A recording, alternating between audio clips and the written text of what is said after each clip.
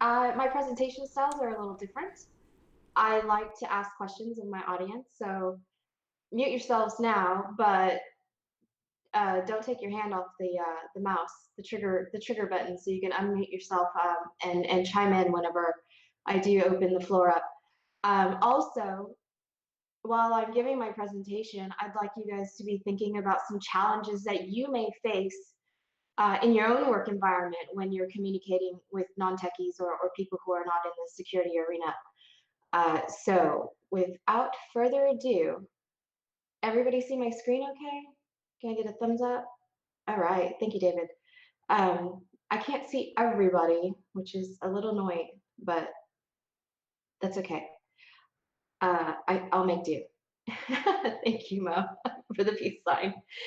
All right, so the challenges we face, how to be heard. I'm going to be giving some tips and tricks about communicating in a way that will not only deliver your message, but also allow you to give an impactful message. So some action, you can have follow-up actions with your audience.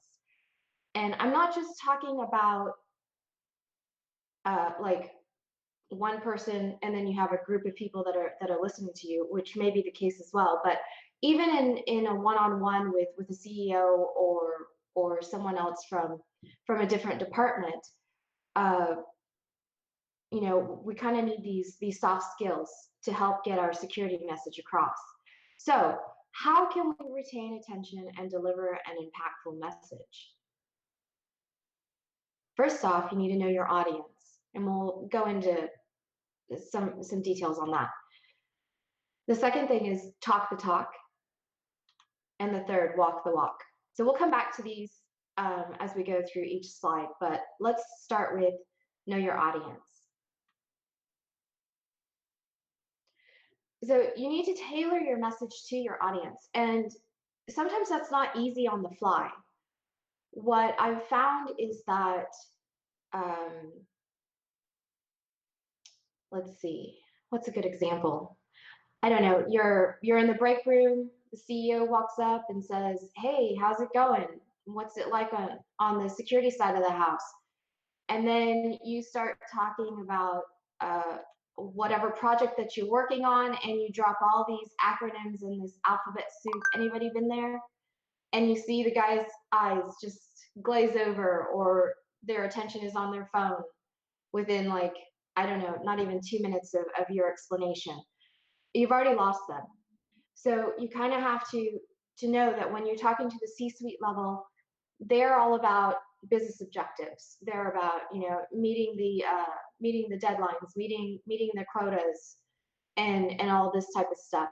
And a lot of them are finance based, right? So show me the money kind of people, right? So not necessarily something that you would have to explain or get into in a break room, but definitely something that uh, you'd want in your back pocket to be able to converse with them on their level. My tip is to use the KISS method. This acronym was bandied about like back in the 90s. I don't does anybody know what KISS means? Feel free to unmute yourself and chime in. Keep it simple surreptitiously. Very nice twist on that. Yes, keep it simple, and then I think the term we learned was stupid, but that's very way more eloquent, Mo. Thank you. Yes, so keep it simple. Keep it simple, but in business speak, anybody want to take a crack at it? What would be the key phrase in business speak?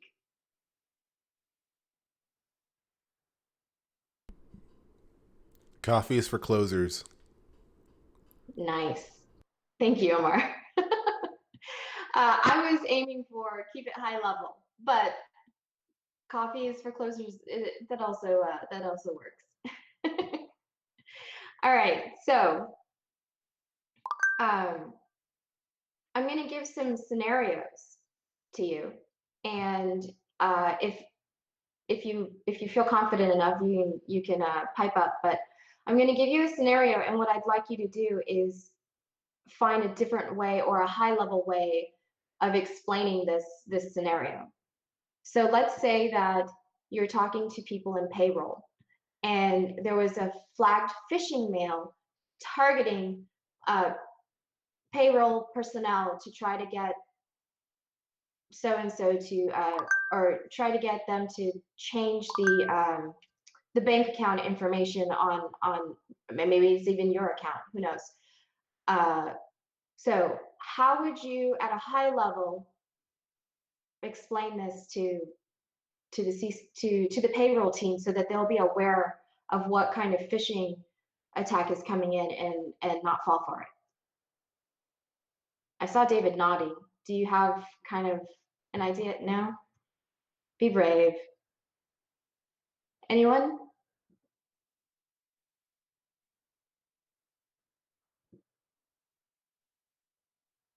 Without being able to see everybody. Go ahead.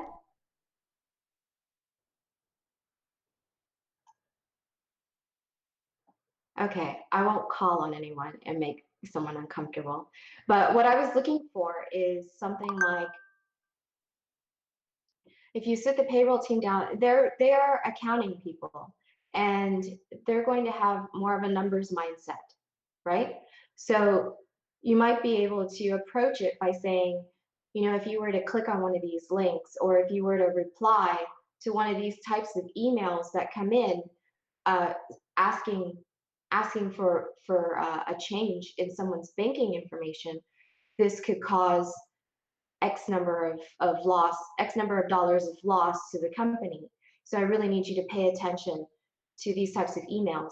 Please verify who the email is being sent from, and verify the person that they're trying, the person, how do I put it? The account, no, verify the person who the account belongs to before you go changing any account information. It's a quick phone call, right? So something like that would be, without getting into SMTP traffic or click rates or any of that, without touching any of the technical side of things, you can still get your message across and get it across in a way that is impactful for them by talking numbers with them. Let's try one more. Let's see. Okay, we'll try something really easy. Let's step out of the business environment right now, okay? Just for a second. So how would you explain to your peepaw or meemaw? For those of you not from Texas, that means grandma or grandfather, grandpa or grandma, meemaw or peepaw.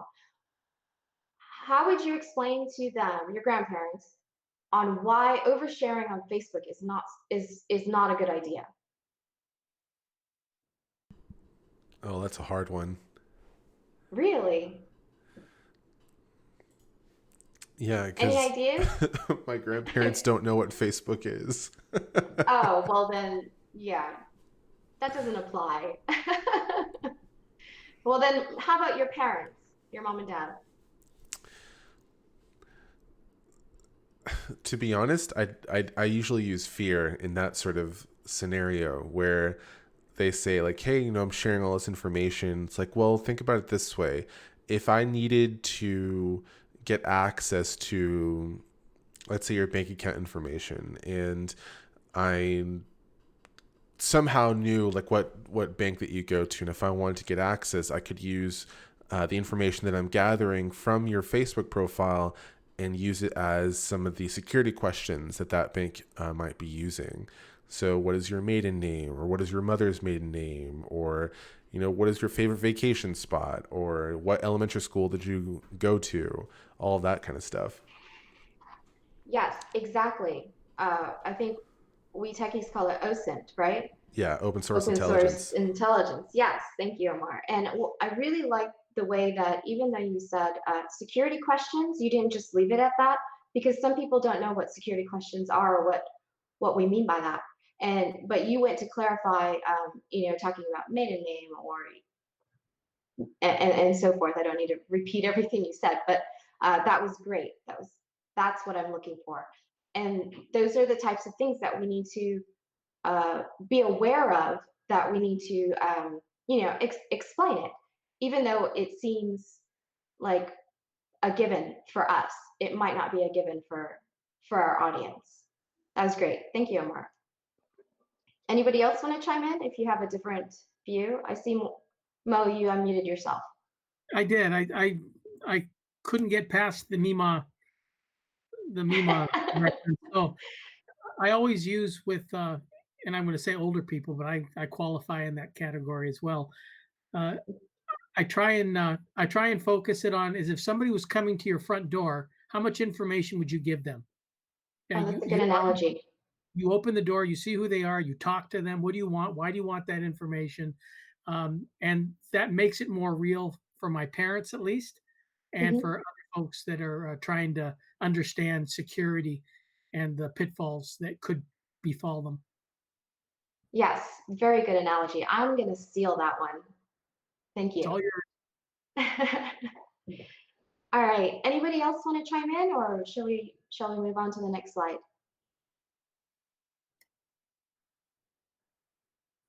Three, two, one. Last call.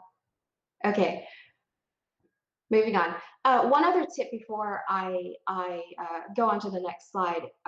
I do want to mention that if you have an opportunity, whether it's in the lunchroom, whether it's at the coffee machine, if you run into people from your executive team, if you run into your upper level management, you strike up a conversation with them, make a relationship, build a relationship with them, because that also helps them to understand where you're coming from by knowing you personally. So for me, it was quite easy because IEL, Inspired E-Learning, was a small company. We only had, I think, 70 people on the floor, and then the rest of us were abroad, like in India and Taiwan. But we always had our video on, and we did Zoom calls, and so I was even able to establish a relationship with my India colleagues, just by chatting with them, reaching out to them. I also found it helpful to, if I don't know if your companies do this, but my company would send out a monthly happy birthday list. Not everybody liked that, but I like to take advantage of that by sending out, a little short happy birthday message on a Zoom chat or your internal chat. And people like to be recognized, right? So when you do that and you establish that connection, it opens their hearts, it opens their minds to receive the message that you're trying to give. So I just some tips and tricks that I have used myself. All right. So hacker speak. I listed out a whole bunch of terms here. And then I even gave you a little diagram. I think everybody on this call, or most of the people on this call, should recognize some of this stuff, right? I mean, it's everyday stuff for us. But if any of these words are a part of your explanation, you've entered no man's land, the hacker realm. You've left your audience behind on an island with no way to find their way home. So I would avoid these terms, or maybe if you have time, since a lot of us are on different kinds of work schedules and working remotely, if you can, find an alternative word for each of these terms. And for those who are non-techies, I recommend going to this website that Raytheon put together. And it lists out all the definitions for these terms. So you don't feel like you don't have an avenue to be able to study up on this and do the cyber speak yourself. But for those of us that talk this talk in our everyday language and expect everyone that we come across to understand us, it's it's gobbledygook to them. It goes over their heads, and that's when the eyes glaze over. So in order to keep the attention of our audience, we really need to find a way to toggle the switch. Okay, when I'm in an environment where I'm surrounded by other techies, I can talk the talk.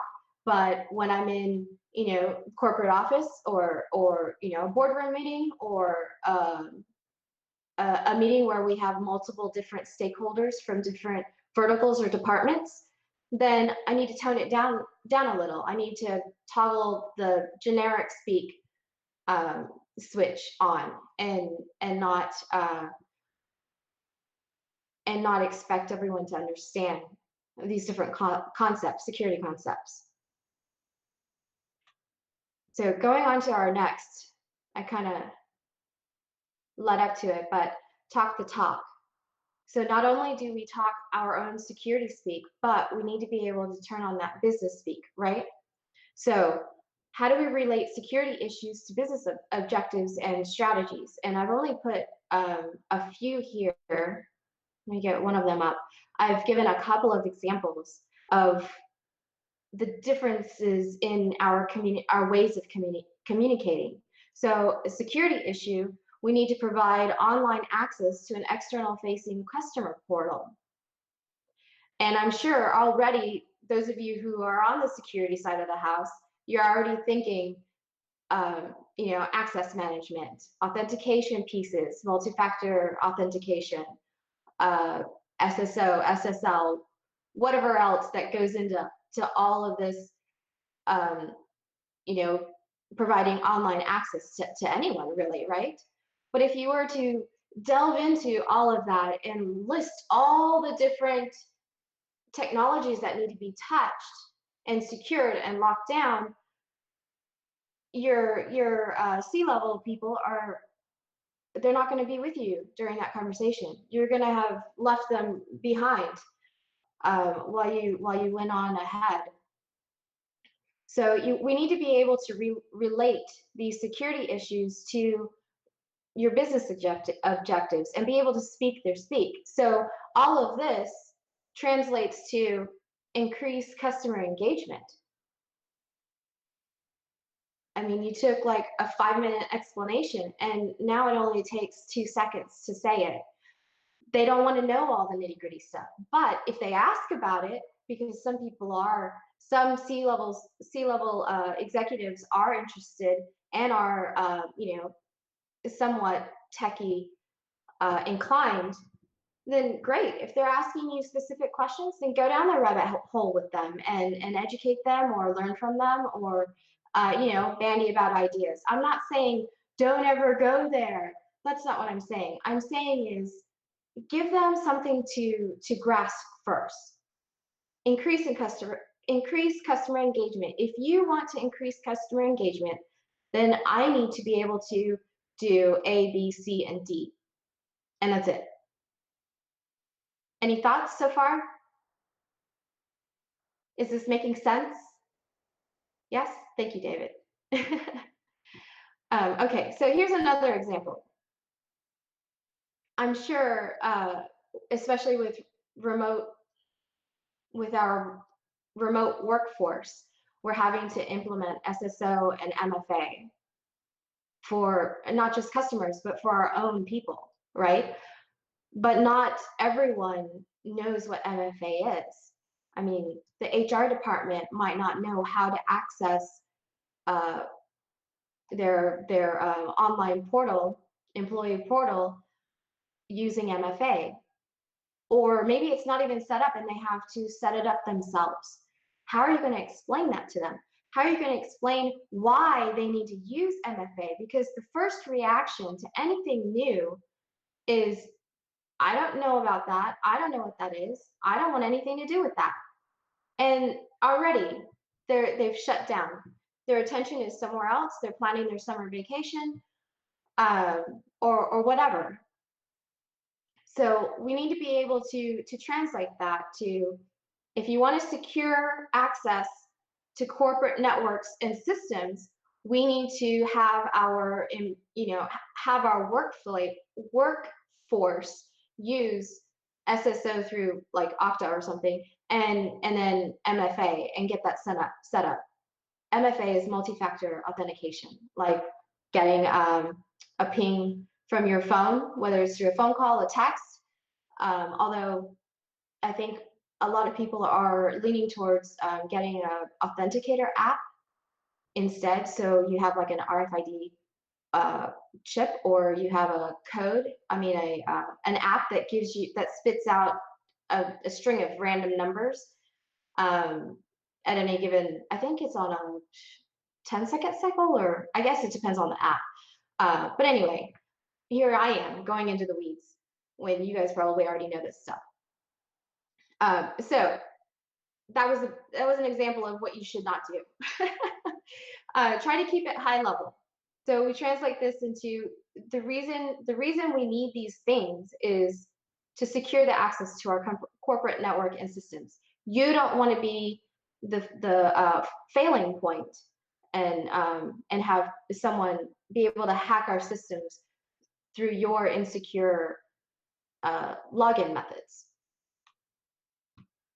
So another example is encrypting data at rest. This is something quite foreign to the average user. They don't even know what data at rest is. They might recognize the word data, but what in the world is at rest? And then encryption? What do you mean encryption? I thought that was something that y'all took care of. Why do I need to encrypt a file?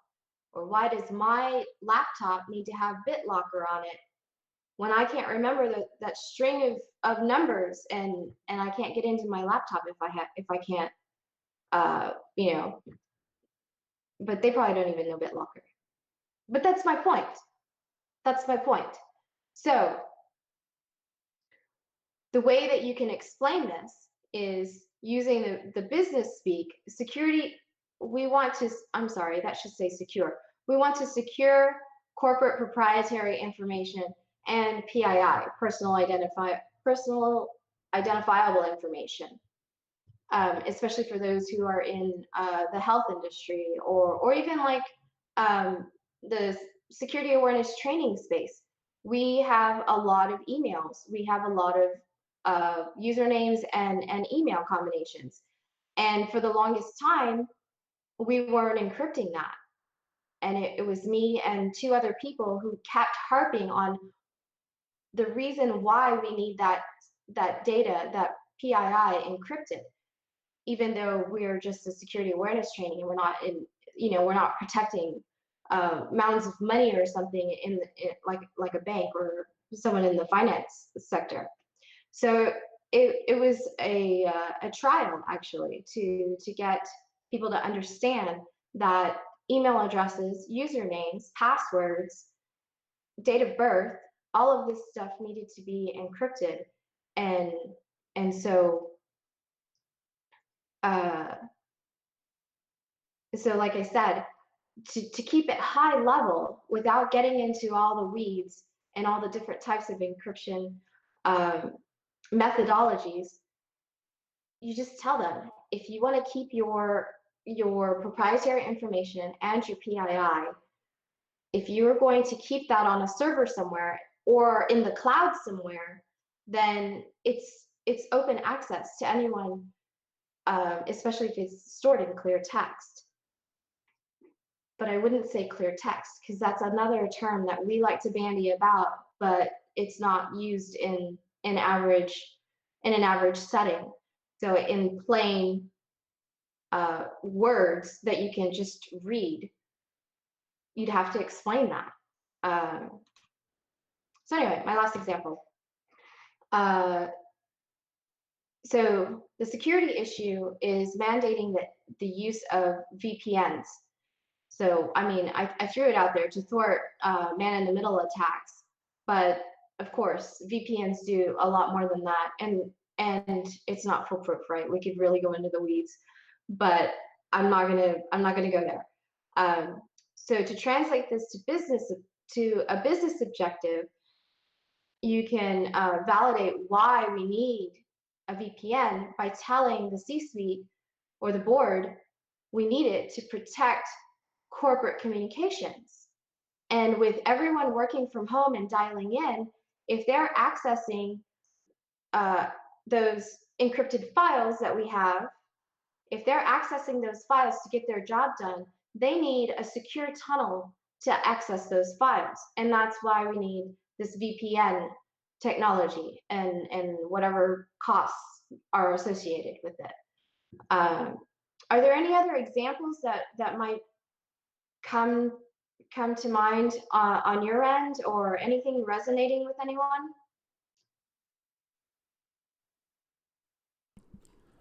Sure. Hey, one of the things, it's a little right around the same thing of what you're saying, but the thing for me has always been trying to, and it's trying to relate it back, right? So one of my favorite with where I used to work, we did a lot of application security consulting, and my favorite vulnerability that we ran into that was just that nobody could ever get their head around was verbose error messages, right? Where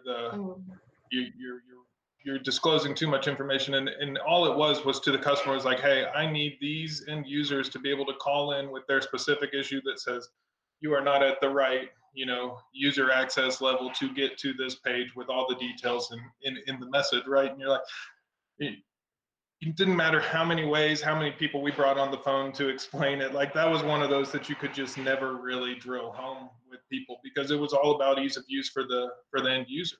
And I think when you're trying to relate these back to business objectives, that's what you run into a lot. Why can't my sales team just access this internal portal where all of our customer data lives from the road, right? And they don't need to log into a VPN. That's going to take too much time. It's going to kill the sale. Like, the business objectives there just really, it can be a tough point. And then to your last bit, one of my favorite things was when we were working with a big transportation hub, and we said, hey, these internal programs that you're letting your users hit from the outside world, like, you've got to put these behind the VPN. And their response was, VPN is a thing of the past. You'll see, it's going to soon disappear. Oh, wow. Do they have a crystal ball? They must. Okay. That's very interesting. Thank you, Jake.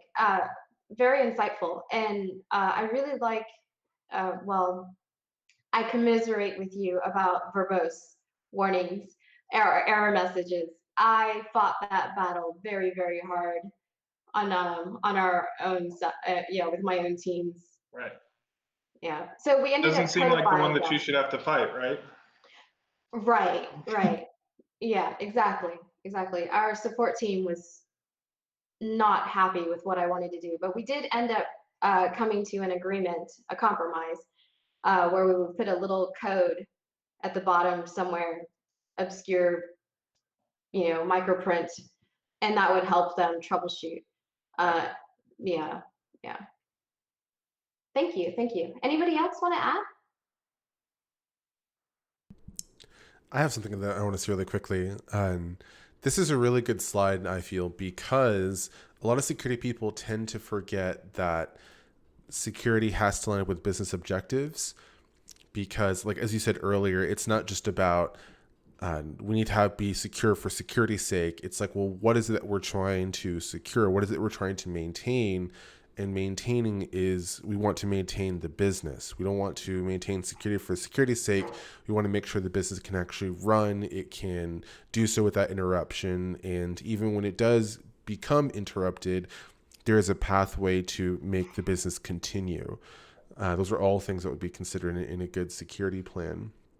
And where I'm working, there was a concern about, moving our application over to the cloud, and what sort of things would we have to come into contact with that? What are the threats that exist out there against having web application in cloud infrastructure and holding so much crucial data in the cloud? What sort of things do we need to worry about? So a lot of the things it was kind of a lot of back and forward between security and convenience, and how much convenience is necessary in order to maintain business continuity, and how much security is needed in order to prevent a lot of the major threats that exist out there. How much risk is the organization or the team willing to accept? How much are we willing to defer? How much are we willing to just ignore? I mean, we don't really want to ignore risk. You want to be able to address it in some sort of way. But what are the things that have high risk, low impact, et cetera, risk appetite, exactly, Dita. So this slide is really good in kind of expressing that to security people, because this kind of rings true for a lot of things that we do. Thank you, Omar. Very good points. I think you just wrapped up my slide. So, yes, business continuity, risk appetite, those are all things that need to be, not only presented, but we really need to think them through, right? And it might entail, involving other stakeholders that are not in our little community. So drawing from legal, drawing from finance, drawing from operations. They might all have a different viewpoint and might lead to some really insightful collaboration efforts to honing out our message and to driving home or honing down what security aspects we need to focus on, right, and prioritize. Yeah, very good. Thank you, Mark. All right, I only have a couple more slides left. I really do want to discuss and share. I want us to have an opportunity to share with each other our experiences and lessons learned, maybe, or even questions to throw out to the crowd and get some insight from some of our more experienced or from some of our audience members who have a lot of experience under their belt. You mean old? No, I don't mean old.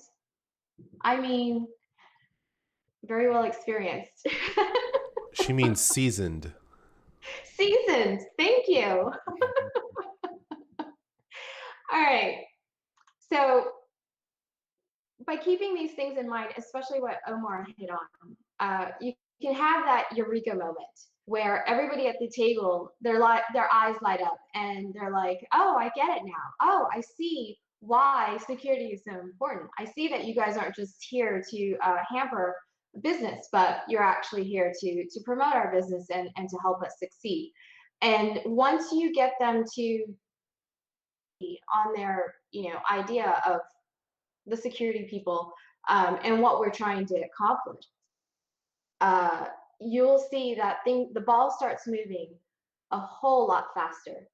And you'll see that you get like a snowball effect. You'll get more and more people to help you accomplish your goals. And they might not even be within the security realm. They might be from other departments. And that's when you know that changing your messaging has hit home. So moving on. We had talk the talk. Now we need to walk the talk. Walk the talk? Yes, walk the talk. What I mean by this is demonstrate, like this image right here. It is yes, like this image right here. There's the trainer in the blue shirt, and then we have the two Army personnel. I think that's Army BDUs, and they're actually hands-on. It's Navy. Go ahead. Is it Navy? Yeah, no, you can see on his BDU it says U.S. Navy. Oh, it says U.S. Navy. Well, you're welcome. I am a Navy brat. I'm so ashamed. They changed the uniform since then. You're used to khakis. Did, right? I am used to khakis.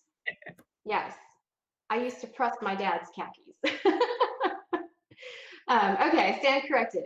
So these awesome Navy personnel, because I am a Navy brat, they're actually doing hands-on, they're actually doing CPR and they're working the pump.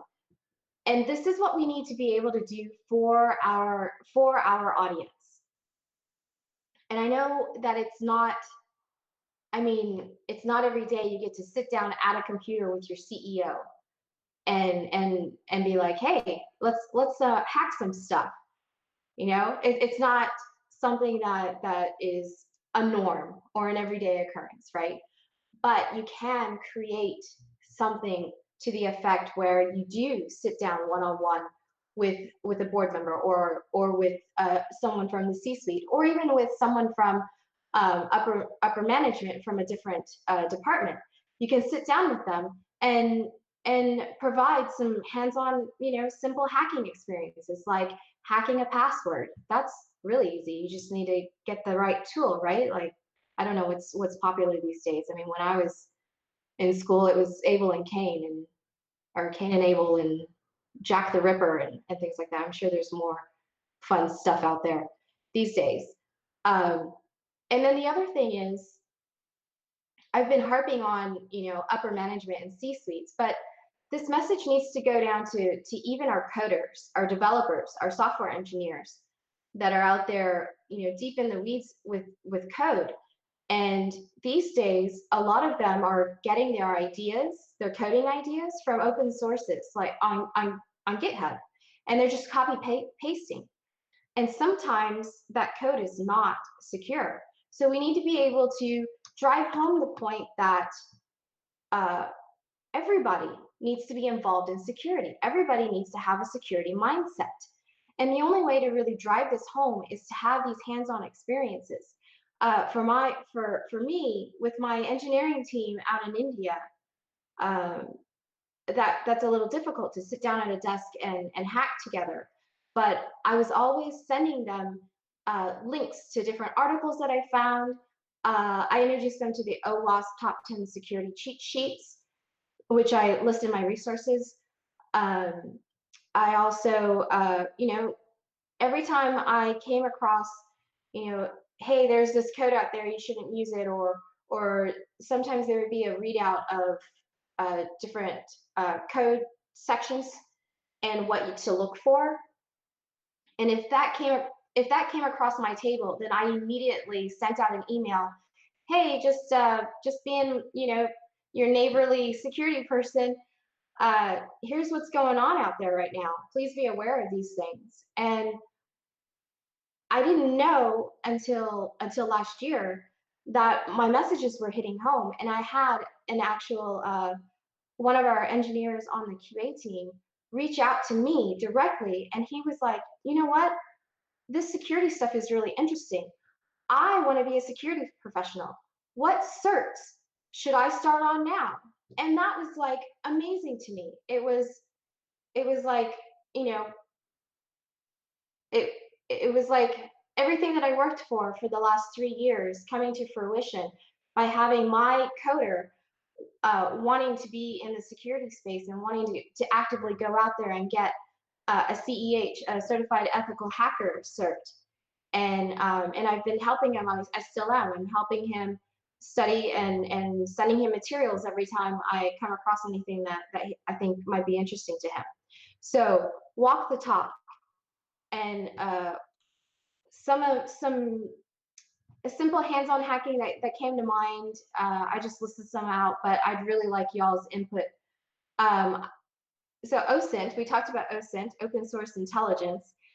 Omar is an expert in this. He found a picture of me in a hammock with my puppy, and I didn't realize that when I signed up for a conference and I added it to my Google Calendar, I didn't know that the people that were sponsoring that would pull the picture that I had on my Google account from way back when. I didn't even remember putting that picture on there. So that was a surprise to see that old picture pop up. Thank you, Omar. But yeah, so you could sit down with someone, have them do the Google searches for open source intelligence on a fellow peer or on someone else in the C-suite, or even on, make it personal. Let's Google you. Let's see what pops up when I Google you. This is the kind of information that's being put out there, and anybody has access to it, even the nefarious, which is another word that not everybody likes to hear outside of the security space. but we love saying it. Yes. So on that note, I'm not going to read these to you, but hacker window password, we already talked about that. I mean, even crafting a phishing email and how easy it is, showing them how easy it is to craft a phishing email and then sending it out to the company and seeing who clicks or not. Especially if you already have a phishing simulation tool, let them sit down and have a crack at it. And it will really open their eyes, and it would make security real. Are there any other simple hacking things or activities that you guys can think of that you can sit down with someone and show them, or have them talk them through it so that they can actually do it themselves?